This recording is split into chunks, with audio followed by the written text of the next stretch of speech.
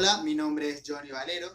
Actualmente me encuentro estudiando la carrera de Derecho y estoy en mi primer trimestre. Y como parte de una actividad, el día de hoy les vengo a hablar un poco sobre la historia de la fundación de Roma y su evolución política y social. La actividad consiste en lo siguiente: la elaboración de un libro al que titulé La historia de la fundación de Roma y su evolución política y social, y va a constar de 3 capítulos. Un primer capítulo de los orígenes de Roma, un segundo capítulo de su evolución política y un tercer capítulo de su organización social. Entrando un poco en contenido y hablando sobre el capítulo 1 de este libro denominado Orígenes de Roma, es importante rescatar que como tal la historia de Roma es muy mitológica, pero según cuentan la historia, todo nace durante la guerra de Troya, que un joven llamado Eneas logra escapar de la misma mientras que esta es quemada y saqueada, desembarcando en Italia, región de Lacio, donde conoce a la hija del rey latino, llamada Lavinia, a la cual desesposa.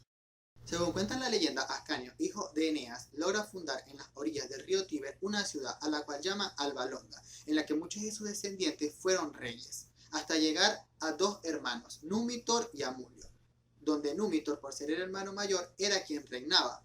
Amulio, por celos, es capaz de destronar a su hermano Numitor, matando a todos sus hijos varones y condenando a su única sobrina a ser sacerdotisa de la diosa Vesta, para que ésta pudiese pasar toda la vida siendo virgen y no tener descendientes. Un buen día, el dios Marte, dios del fuego y de la guerra, conoce a Rea Silva y se enamora perdidamente de ella, dejándola encinta de 2 gemelos, a los que conocemos como Rómulo y Remo. Amulio, al enterarse de esta situación, que Rea Silva es madre, decide asesinar a los pequeños, lanzándolos en una canasta al río Tíber. Esta canasta encalló en la zona de las 7 colinas, en la desembocadura del río Tíber, donde una loba que se acercaba a beber agua encontró a los bebés y los amamantó en su guardia del monte Palatino, hasta que en un cierto tiempo un pastor denominado Fausto y su esposa recogieron a los niños y los criaron hasta ser adultos. Un día cualquiera, un ladrón se metió a robar las ovejas de Fausto, el padre de crianza de Rómulo y Remo. Remo encuentra al ladrón robando y lo asesina, y según las tradiciones de esa época, si matabas debías pagar con tu vida, y por tanto fue llevado ante el rey para que fuese condenado. Mientras que este era condenado, fue llevado al calabozo, donde conoció a su abuelo Númitor, sin saber que eran parientes. Y bueno, y allí empiezan a conversar de sus vidas, y entre una cosa y otra llegan a las conclusiones de que son abuelo y nieto. Fausto pide al rey piedad por su hijo Remo, y a este le es concebida la libertad. Una vez Remo se reúne con su hermano Rómulo, le cuenta todo lo conversado con Númitor, su abuelo, y deciden visitar a unas personas que éste los manda a ir, para que pudieran enterarse verdaderamente de quién eran. Una vez se enteran de quiénes son y de todos los hechos de su vida pasada, deciden crear un ejército, con el cual derrotan a Amulio y le devuelven a su abuelo Númitor el trono de Alba Longa. Estos deciden fundar una nueva ciudad en la ribera derecha del río Tíber, en el mismo lugar donde fueron hallados y amamantados por la loba. Para saber quién iba a reinar esta nueva ciudad, ambos deciden hacer una apuesta, en la que cada uno se va a una colina de su preferencia, para que los dioses le dijeran a través de una señal quién iba a ser el rey. La persona que pues diese más aves en el cielo sería aquella que fuera rey de esta nueva ciudad. Remo logra visualizar 6 aves, mientras que Rómulo 12. Por ende, el rey de esta nueva ciudad sería Rómulo. Rómulo, en su nueva ciudad, decide trazar un foso circular, el cual sería como su límite sagrado, y juró la muerte a todo aquel que osase atravesarlo. Remo, enfurecido porque no ganó la apuesta, se atreve a atravesarlo, y Rómulo, jurando a su promesa, lo mata. Es por esto que Rómulo, en honor a su hermano, decide ponerle a esta ciudad Roma. Según la leyenda, esto pasó en el año 753 a.C.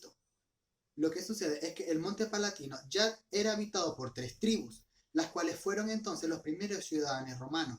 ¿De quiénes estamos hablando? De los sabinos, los latinos y los etruscos. Ahora bien, el segundo capítulo de este libro se basa en la organización política de la historia de Roma, la cual tiene 3 momentos: la monarquía, la república y el imperio. Hablando un poco sobre la monarquía, este periodo se da desde la fundación de Roma en el año 753 a.C. hasta el año 509 a.C., con la expulsión del último rey etrusco, Tarquinio el Soberbio. Durante este gobierno existen tres poderes: el rey, las asambleas populares y el senado. El rey era la autoridad máxima, el poder absoluto. Las asambleas populares eran el conjunto del pueblo para que se pudieran tomar decisiones como las leyes, si se aprobaban o no. Todo esto era por decisión unánime del pueblo. Y por último, el senado, que estaba conformado por 300 ancianos patricios, padres de familia, que su único deber era aconsejar al rey y ir buscando el sustituto para una vez que éste muera. El segundo momento de la organización política de Roma entonces es la República, que nace en el año 509 a.C.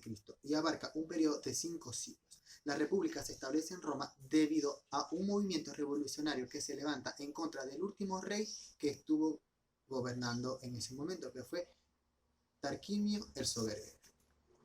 Está distinguida por 3 periodos: la República aristocrática, que es donde el ejercicio de los poderes públicos los ejercían solo los patricios; la República democrática, donde los plebeyos, durante constantes y largas luchas, lograron tener acceso a las magistraturas; y la República decadente, que fue la que permitió o dio paso al imperio tras algunas discusiones que hubieron por los magistrados. La tercera etapa denominada de este periodo fue el imperio, que nace en el 27 a.C., y este fue el periodo histórico en el que Roma fue gobernada por puros emperadores. Su primer emperador se llamó Augusto Octavio y el último Rómulo Augustulo. Todos los poderes recaían sobre el emperador, y la decadencia o la caída del imperio fue en el año 476 a.C. Por último, el tercer capítulo de esta obra literaria escrita por mí. La organización social de Roma en ese momento de la historia estuvo distribuida en 3 fases, que fueron los patricios, los plebeyos y los esclavos. ¿Quiénes eran los patricios? La clase distinguida, las personas ricas, los que poseían todos los privilegios. Los plebeyos eran el pueblo, que no tenían grandes beneficios y no tenían muchos privilegios tampoco. Eran, como quien dice, la clase obrera. Y por último, los esclavos. No tenían derechos y eran posesión de sus amos. La fuente de los esclavos más que todo provenía de las conquistas de nuevos pueblos, o de cuando a una persona la degradaban por delincuente o por algún otro acto. Se dice que los esclavos no eran personas, eran objetos.